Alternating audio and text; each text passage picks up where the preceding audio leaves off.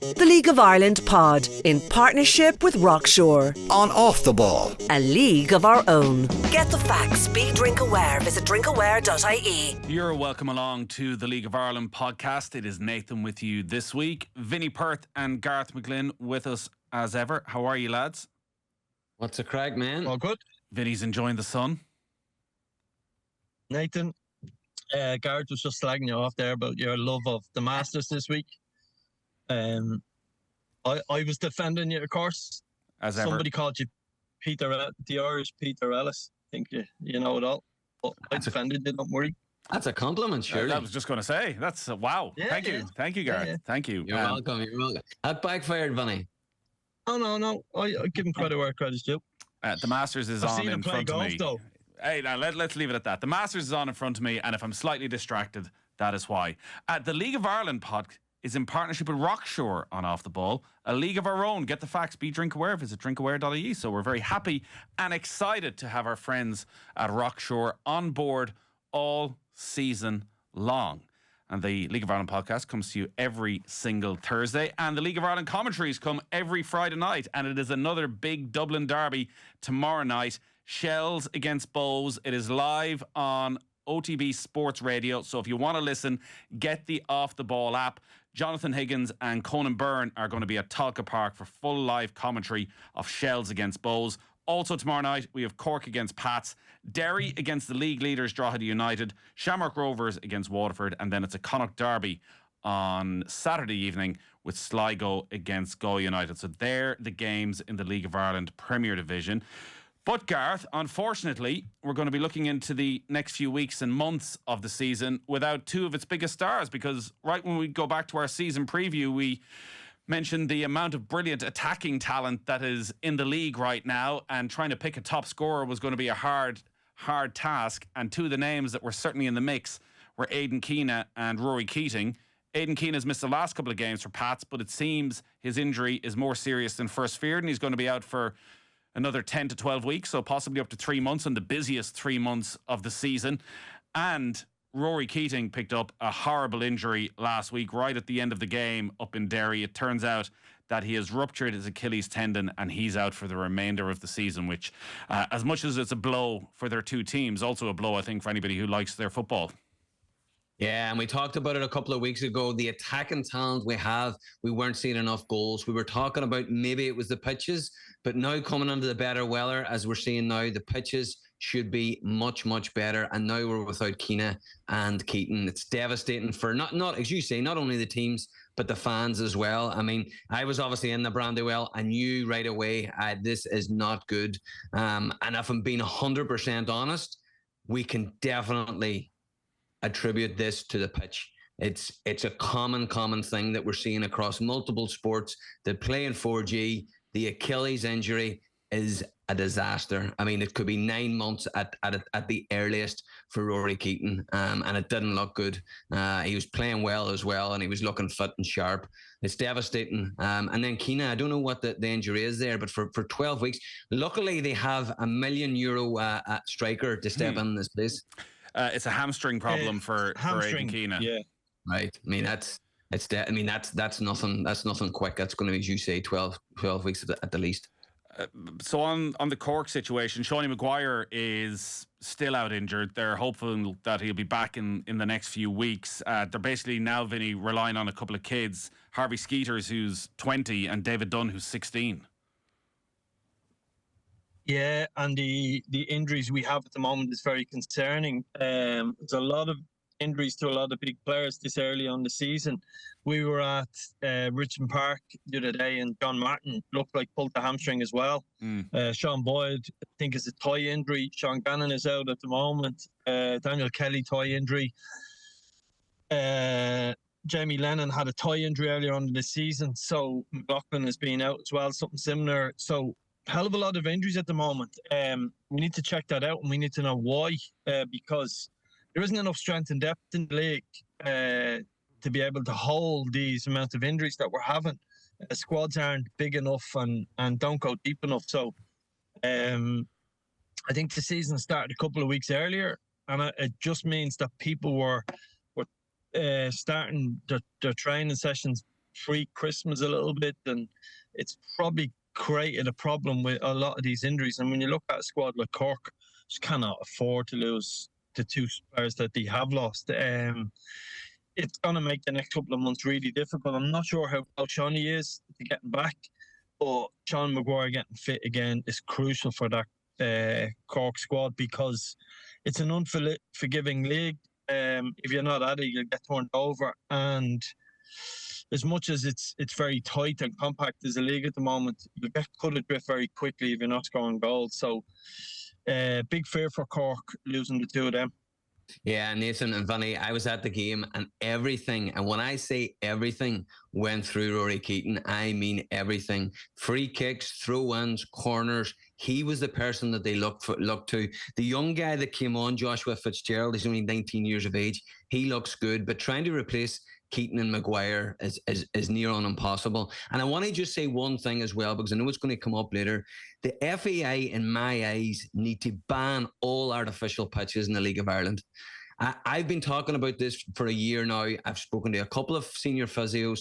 The data and the stats of it are not good, and it's all to do with the healthcare of the players. I mean, the FAI are trying to get involved in the academies. Why can't they stay out of the academy and governance the league properly, and especially the health of the players?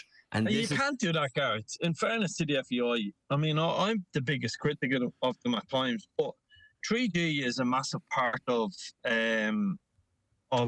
Irish football. It is. It has to be going forward. I accept there's a certain amount of injuries that come with it, but I'm not sure the data is as deep as people think on injuries.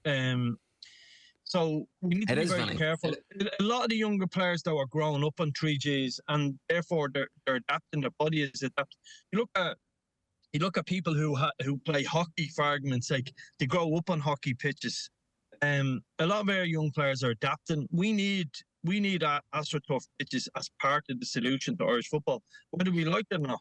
I'm not denying that, Vinny. Astro pitches, the whole idea around facilities for clubs, Astro pitches are a massive part of that. But playing the elite game on Astro pitches is not good. It's not conducive to the players. We've seen it through injuries. The loads that are on these players. I'll give you a bit of data and science on this, right? And this sums it up really.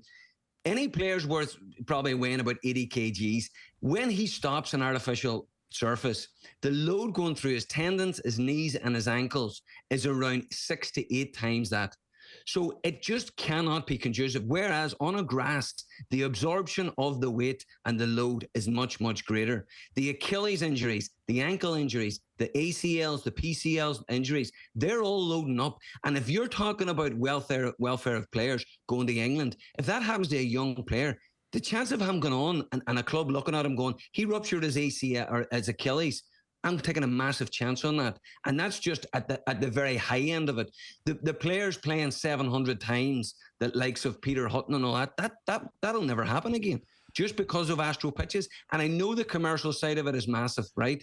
But that's not a reason to put the health and the safety of the players in jeopardy. Is it not the reason, though? And I did speak to Mark Scanlon briefly about this and the pitch in Derry, which as part of the FAI licensing, so it has to have the FIFA Quality Pro cert, and that is then certified by an independent company that is authorised by FIFA. So your general AstroTurf pitch, which you might play a five-a-side football on, that's a FIFA quality pitch, but the FIFA Quality Pro is another level, and that is what the pitch at the Ryan McBride Stadium is, and that is obviously tested at the start of the season. Now, there's obviously question marks then about the upkeep of the pitches across the season. There's currently 5 pitches in the first division, and you mentioned the commercial side.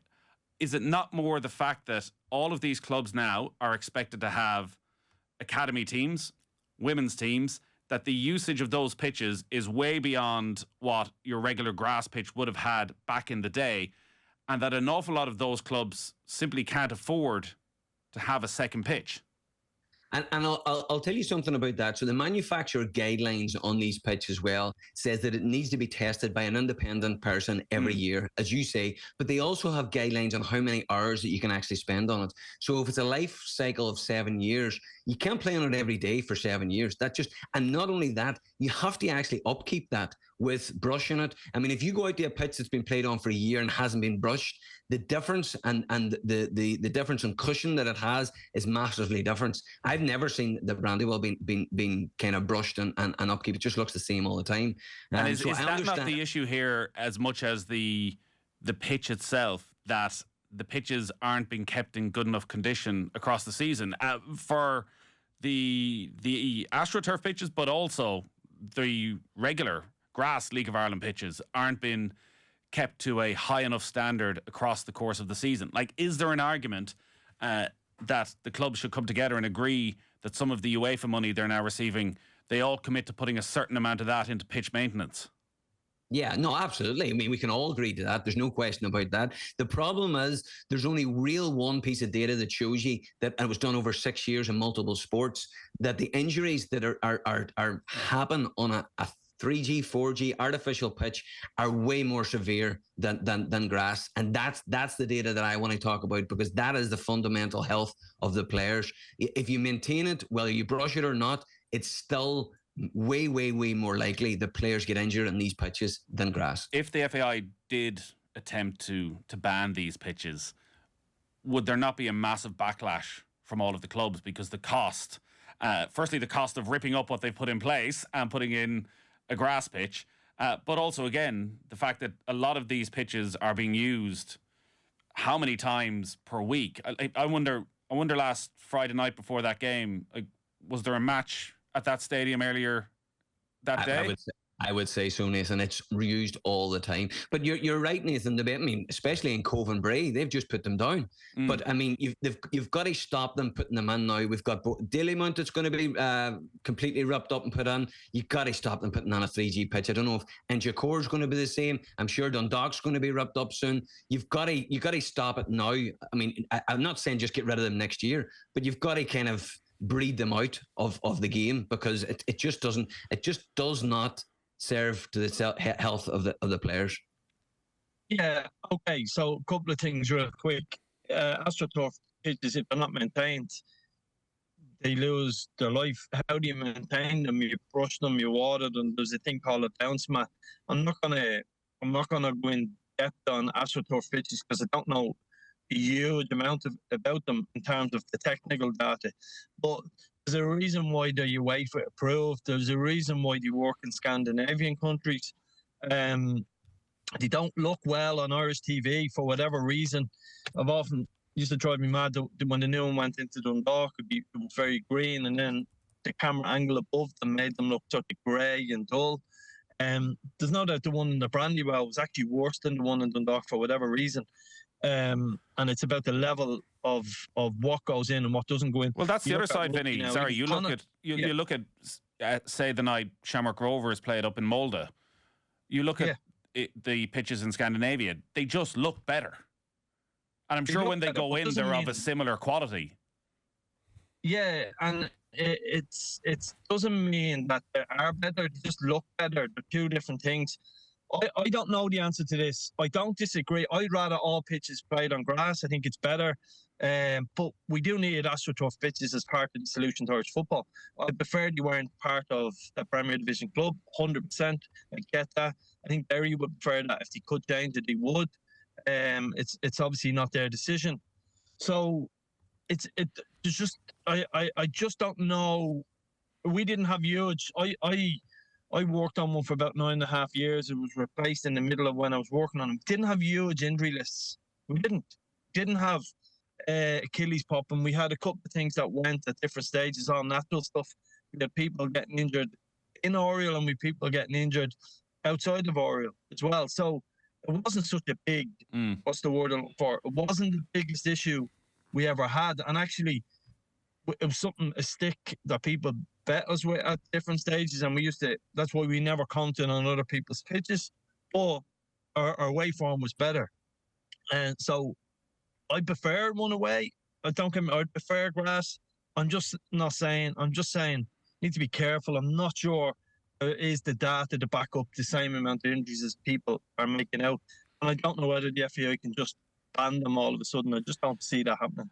And just on, sorry, Nathan, on the last bit on the Dundalk thing, Vinny, right? You played on it. So the loads and the consistency of the loads on the players' muscles and tendons, that is key. So when you go from grass to 3G to 4G, the tendons are able to absorb it. When you go from grass, playing on grass for 3 or 4 weeks, then to 4G, it's completely different. And that's where a lot of the injuries have come from. We saw Sligo last year come to the Brandywell twice, and over the two games, 3 players got badly injured. And obviously we now have Rory Keaton. So when you go from training on grass all day, every day, playing on grass to 3G, that's where the inconsistency is detrimental. Yeah, but my point is, Gareth, every League of Ireland club would have used AstroTurf this winter. Absolutely, be under no illusions. Without doubt, every single League of Ireland club used AstroTurf this winter in the pre-season. Without fail. I could be wrong, but I'm saying I'm saying I put it out there. I'd be 99% sure that every single League of Ireland club did that. 100%. I've no doubt about it. And the thing is, Derry's injury record, for argument's sake, is horrendous. I'm not sure that's all down to the pitch. No, I agree with you. There's multiple of reasons why it can be. Yeah. A lot of it is obviously historical as well, these issues, in terms of the general infrastructure. I was over in Tucker Park during the week, and the pitch is starting to look a bit better, and it's starting to dry out. But like, one of the issues they have is that there is no drainage, and the drainage system that was put in many, many decades ago is probably completely clogged up, is sort of beyond repair. And how do you fix that long term? Obviously, there's things that the staff can do, but I think long term, you'd wonder how a lot of these pitches can get themselves in order again when you're coming through the winter right into the start of the season. But we might come back to this. Yeah, but the simple answer to that, Nathan, is, again, I'm not a groundsman. I love my grass, I love my garden, don't get me wrong, but you cannot repair pitches in the winter. And summer football, the knock-on effect of summer football is there's no... Years ago, people wanted to know why the pitch is better years ago.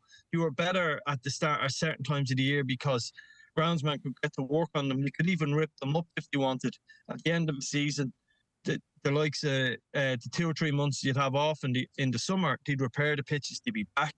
You could put new drainage systems in. You can't do that at the moment because you're shutting your pitch down in the winter. So therefore, you take up one little sod, that's not growing back until you're only starting to get grass growth now, April, May, maybe late March if you're lucky. So it needs a huge investment. It needs people like that. It's a bit like the Apple tax being bandied about. That pays for everything in this country. The UEFA money can't pay for everything, but there has to be some minimum standard required. And to be fair to people, go back to the AstroTurf real quickly, there is a roll test, okay? And it's the same way, going back on the topic of golf at the moment, where, they set the speed of the greens. It's a simple machine. You roll the ball down, how far it goes out is the speed of the greens. It's the same thing with a football. If a guy comes in, it's a simple machine. He rolls the ball down this machine, and it can only roll a certain distance. If it keeps going, generally that will be one of the reasons it will fail the UEFA standard. So there is a minimum standard. So, look, I want them banned, but it's a difficult one for Irish football. We don't have the money yet to invest in our pitches, the irrigation system that's needed, the drainage system that's needed. So, but we do need to fix it. Vinny, because some of the matches on telly have been spoiled because of the Oh pitch. my God. Vinny, you wanted to see that match on Friday night. Honest to God, I could visibly see the players after 20 minutes looking at each other going, what is going on? 3 or 4 times when the players were trying to run with the ball, it was getting stuck under their feet and they ran past it. It was visibly frustrating for the players, and the quality on the pitch, it was just, the possession was just give up. They were just giving the ball to each other constantly, and a lot of it was to do with the pitch. And again, it wasn't watered because we had all that dry heat. Once that dry heat gets into that pitch in the Brandywell, it's horrendous. Well, sorry, and the last point, Nathan, I won't go overboard. I remember an expert on these pitches said watering makes no difference. Ask anyone that plays. They have to be watered, and they have to, like on a rainy day, all moves quickly. Everyone can deal with it. If they're not watered, They're really difficult to play on. Let's move on from pitches. Yes. So, with Aidan Keena out, Stephen Kenny's mind is more or less made up for him. Mason Melia will get to lead the line, and Damien Duff was interesting again, I thought, this week on, what might be going through Mason Melia's head over this year of, I much prefer to be at Spurs right now and get me over there as soon as possible. But he is now going to get a run of senior Premier Division football and have to deal with a lot of expectations, because this is a team that should create chances. This is a team that thinks they can win a league title, and he's going to have to score the goals over the next 3 months, Gareth, to get them in that position. That's a lot of pressure on a 17-year-old. Listen, this boy eats pressure for breakfast. I saw him rolling a penalty and in the Brandywell in the quarter-final, or maybe the semi-final of the FAA Cup. It was a one-on penalty. He was only 15. He went up and he just caressed it straight into the corner. There's no question in my mind that this boy's going to go and score goals now, and especially in this team. I think he'll just... the pressure is already kind of gone. His pressure was to go and get that move, to consistently play. He should be a wee bit now more relaxed. He's got the move. All he's got to do is go out and enjoy his football. And any time I've seen him playing, that's all that he does. He enjoys his football, and he enjoys the non-sexy part of football as well. He enjoys the physical battles with hardened centre halves in the League of Ireland that he wouldn't have got if he goes over to Spurs and plays under 23 football. Because let me tell you, unless I'm mistaken, he ain't going to go on and play first team at Spurs in the next year and a half. Maybe I'm mistaken. So he's in the best place under the best manager and a decent team to score goals. And I have no question he will. Duff did have a different sense that when he does go over, he'll be exposed to some form of first team training. Obviously, probably a bit away from getting first team action. But who knows post Christmas what sort of space Tottenham are in. It's a long way away. On that relishing the physical challenge, we were at Richmond Park on Friday night, Vinny, and there were no goals. And he found it tough enough going at times to get himself involved in the game. Was that down to the inexperience of the 17-year-old, or was that around the way that Pats play? I don't think Pats were brilliant on the night. Started the game, first couple of minutes, he was very good, and then drifted out. Mulroney wasn't good. Zach Bizzetti wasn't good. I thought, the young lad Temple done very, very well against him. Again, another young boy. Was on loan at Wexford last year. He was exceptional. I remember being critical of Mason live on TV a couple of weeks ago against Rovers because I thought he was really poor, didn't suit playing in the two up front. He came out of the team for a week or two and he was very good off the bench. I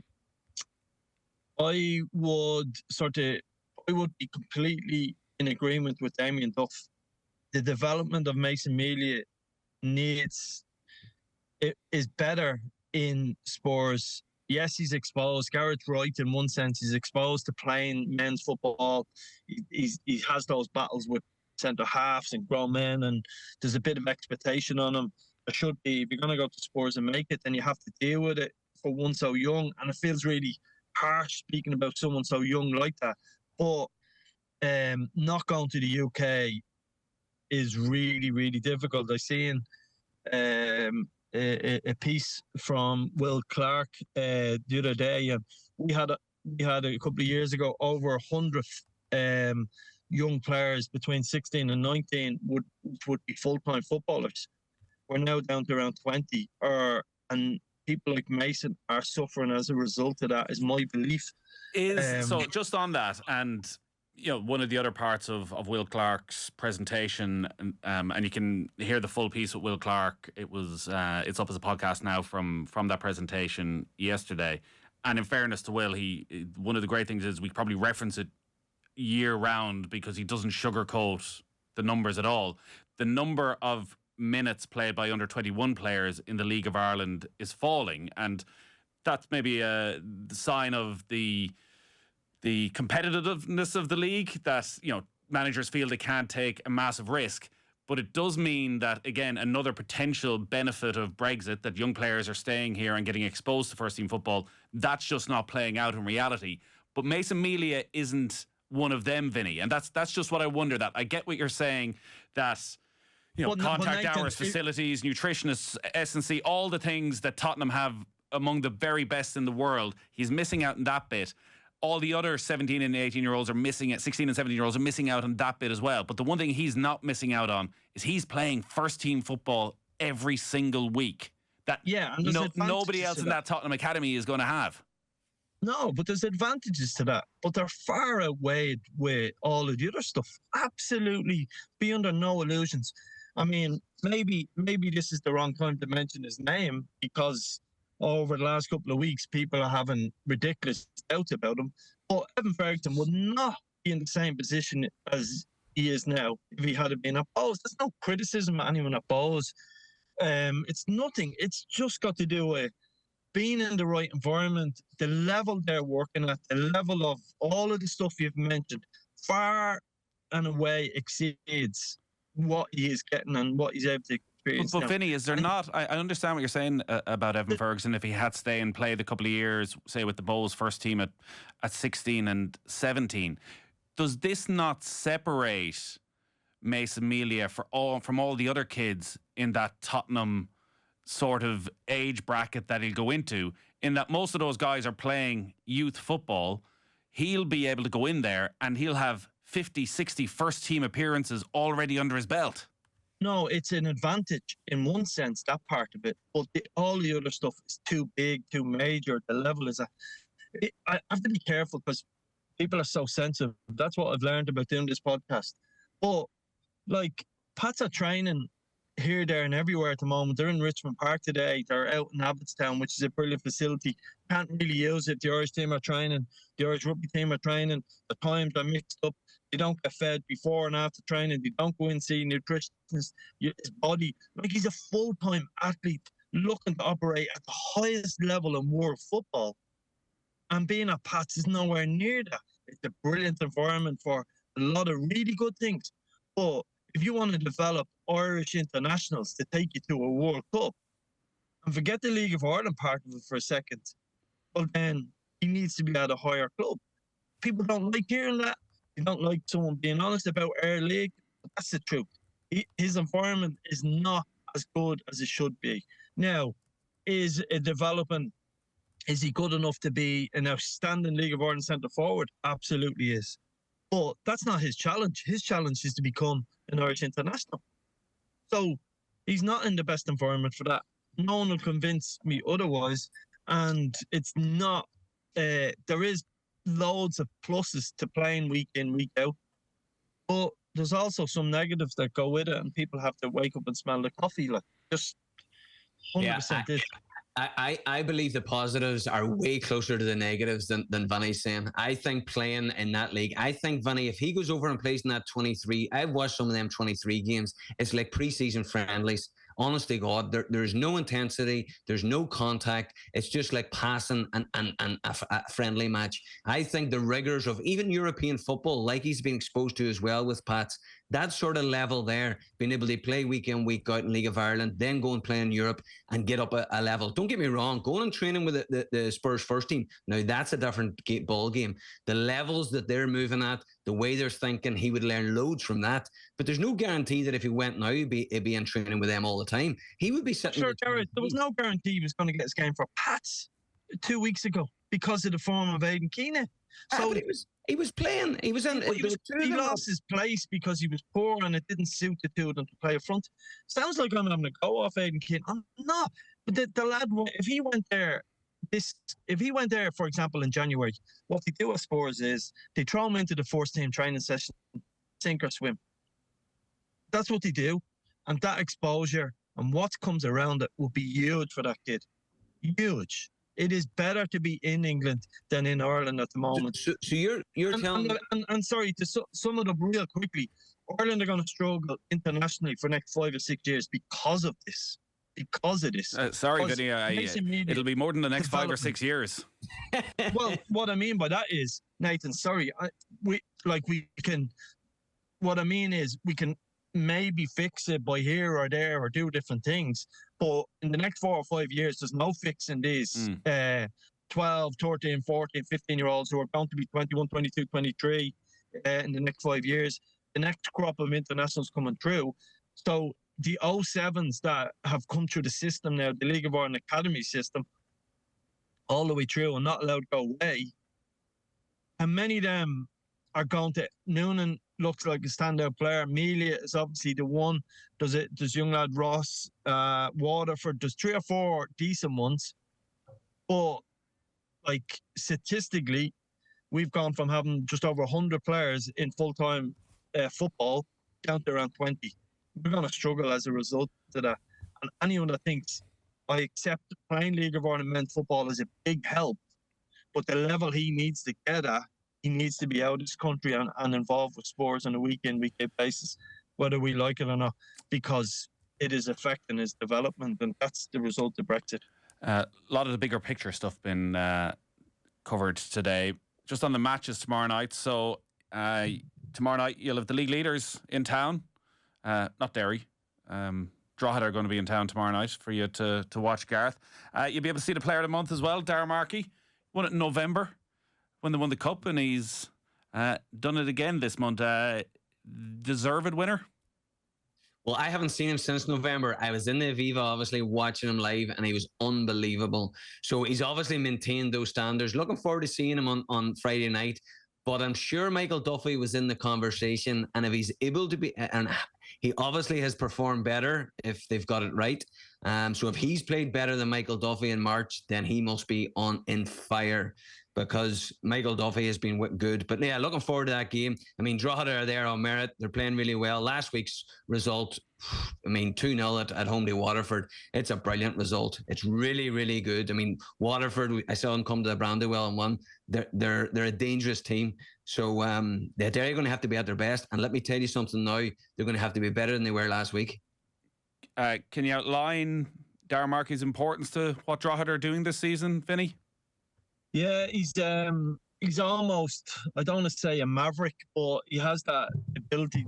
He plays almost behind the front two, picks up the ball, he dribbles at people, he gets 2 or 3 people defensively engaged with him. I think he has been the player of the month. I think obviously scoring last week as well. He's continued that into this month. And Drogheda are top of the table.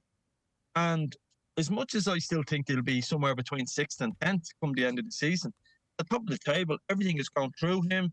And not everything, but a lot of the stuff has gone through him. He's occupying 2 or 3 players at different stages. Low centre of gravity, really good.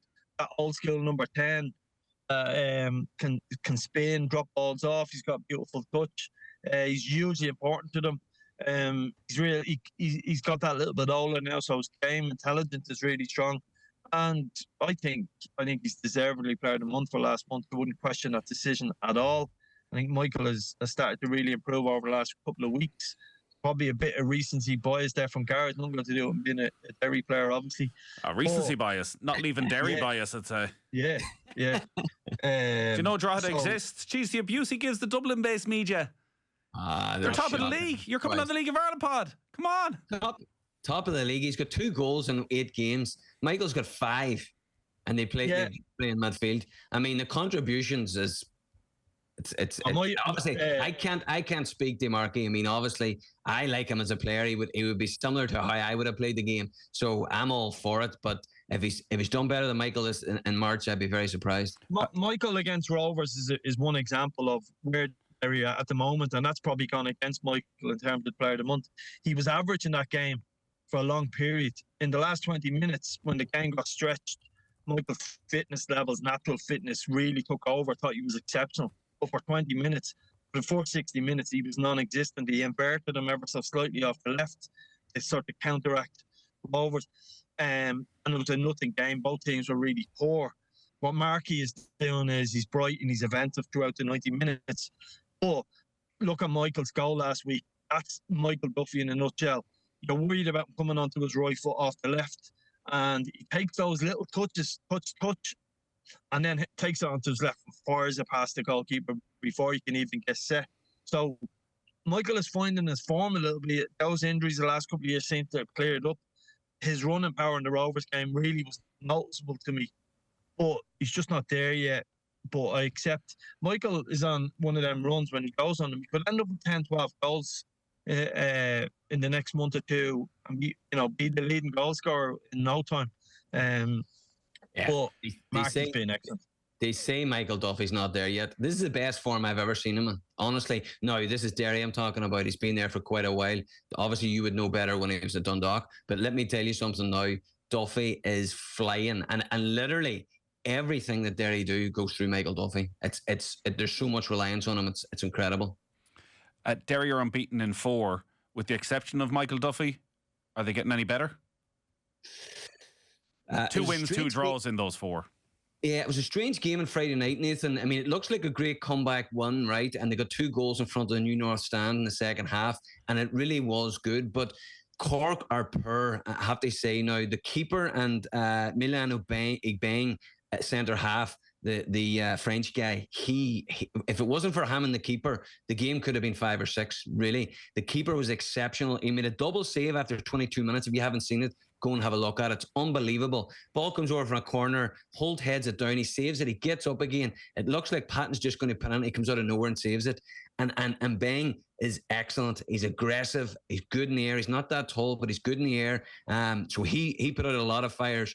Derry were good. They were good, but like to the levels that they need to be to beat Drogheda, I think they're going to have to up it a little bit. And the 2 changes that changed the game. Young Don Thomas and White coming on were really good. Before that, Derry were huffing and puffing a bit. Gareth, are you a bit bitter about the Player of the Month? Did you ever win it? Never. I wasn't that good, Nathan. I'm just looking through here, and it's not like there was a bias against Derry or anything. Like from when you made your debut, Eamon Doherty won it, Mark Farron won it, Peter Hutton won it. It's Paddy McCourt, Kevin Deary, Darren Kelly. I feel like pretty much everybody in Derry won this. Right. That's over about 18 years. No. 5 or 6 people. There's about 5 of them there in 1 year in 2006. We lost the treble in goal difference. I would like to think that we had a few players. Where were you in all this? I was carrying the water. You know the water when the physio goes on and off. We had a load of injuries. Wow. Connacht Derby Saturday night. Sligo Rovers against Galway. Galway beaten last week for the first time. A very uncharacteristic goal for Galway to concede, Gareth. Yeah, no, not like them at all. They'll be frustrated with that. But listen, I think we touched on them last week. I wouldn't be too worried about that. The Connacht Derby, I mean, you know your 2 boys, John Caulfield and Ollie. They won't need to get them up much for that. I mean, I wouldn't be worried too much about last week's giving away that goal. They'll be fine. Galway, for me, they impressed me a lot in the second half when I seen them live. Like really getting back to basics the way they were last year. So I can see them having a run of form now over the next 3 or 4 weeks. I think Brendan Clark is close to a return. Evan Watts has been filling in, and from the set piece again, which is just not what you expect Galway to concede from, and Rory Gaffney with the finish. Clark had started the season really well, Vinny, so he's been a big loss. Yeah, I think to be fair, he's done okay in goal as well though before, and then Clark coming back, you imagine he'll get a spot back, but that hasn't been their issue by and large. I think they've done quite well from the goalkeeping perspective. I think Galway now will see this one as a chance to get back on the bike, pick up 3 points. Sligo are obviously struggling. You'd fancy Galway to win that one, and I'd be a little bit concerned about Sligo at the moment. I know they've a lot of injuries and suspensions. I completely understand that, and that's obviously playing a huge part in where they're at. But it just feels like when they played well, John Russell has spoken a lot about we played well, a little bit unlucky. They played well against Shells a couple of weeks ago. Things didn't go their way. It just feels I'd be concerned about Sligo at the moment, and it feels like unless they pick up a win or 2 over the next week or 2, they'd be cut off fairly quickly, and they'd be chasing the tail a little bit. So I'd imagine Galway will bounce back. They weren't awful against Rovers last week. Probably wasn't another great game, and probably didn't create enough chances that they normally do. Didn't create that big sort of pressure, maybe 4 or 5 long throws in a row, anything like that. And I think John be disappointed at how they played. I think they're better than how they played last week. It's a big week. Seem to have one over. They never seem to lose the Galway over the years. It's never been a place where they go to and you go, oh, they might drop points there.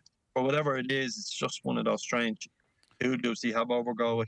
And they're starting to find a bit of form, Shamrock Rovers. And there is a game on Monday as well. So that game that was called off earlier in the season against Cork has been rescheduled for Monday evening. So Shamrock Rovers have a double header against Waterford on Friday night and then Cork on Monday night, both in Tallaght. So a big opportunity for Stephen Bradley's side, who still, I don't know if you'd say they're not flowing right now, but maybe this is just what they are right now without that striker in his peak years, if that's the most polite way to put it. Yeah, I mean, the match is now this weekend. We talked about it last week or last year, how important the Friday Mondays were, and the amount of points that you pick up in those double headers. Generally, if you do better than everyone else, you end up finishing top. But Shamrock Rovers are just going about their business. I mean, if they were to win the game, they're only a point off. A game in hand, they're only a point off top. I mean, that's exactly where you would want to be. Obviously, you'd want to be maybe 3 or 4 points clear, but for where Shamrock Rovers are right now, I think they're in a great position. And I can see them picking up 6 points this weekend. And if they do pick up 6 points this weekend, they'll not be far off top. All right, we got to leave it there for the League of Ireland podcast. Don't forget, our live commentary tomorrow night is the Dublin Derby, which we've barely mentioned, but we're going to have plenty of build-up on tomorrow evening's show, and it's going to be live on the Off the Ball app. It is Shells against Bows. Fair to say there's a bit of an edge between Damien Duff and Alan Reynolds, so we'll keep a close eye on that. And we might even get some goals. Vinny's not on co-commentary. Back-to-back scoreless draws. I'm banned from co-coms. 2-0 all draws. 2-0 all draws. Not happening again. There'll be goals tomorrow night. We can guarantee it. Shells against Bows. And of course, League of Ireland late night from 10 o'clock. Then Cameron is going to be joined by Johnny and Shane, and we'll have all the reaction as well on our social channels.